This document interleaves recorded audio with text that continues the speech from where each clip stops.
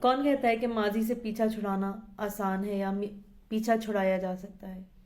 ماضی تو ہوتا ہی دہرائے جانے کے لیے ہے۔ ہر بازگشت واپس اپنے ہی کانوں میں واپس آنے کے لیے بنی ہے۔ ہر الفاظ جو ہماری زبان ادا کرتی ہے وہ ایک نہ ایک دن ہمارے کانوں میں دوبارہ واپس ضرور آئے گی۔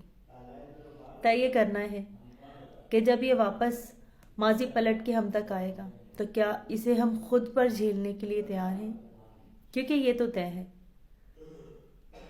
کہ ماضی ہمیشہ قوت میں برابر لیکن سمت میں مخالف ہوتا ہے، یعنی حال میں جو ہم کریں گے مستقبل میں ہمارے ساتھ وہ ہوگا۔ ضروری نہیں ہے کہ جو آج میں نے کیا کل وہ میرے ساتھ نہیں ہوگا۔ کیا ہم نے یہ تیاری کر لی ہے؟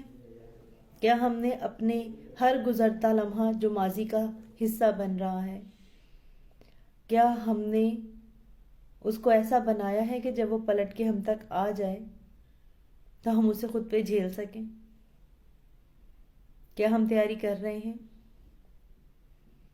اور اگر نہیں بھی کی یا نہیں کر رہے تو چلیں اب سے شروع کرتے ہیں، کیونکہ اب سے ہر گزرتا لمحہ ماضی کا حصہ ہے،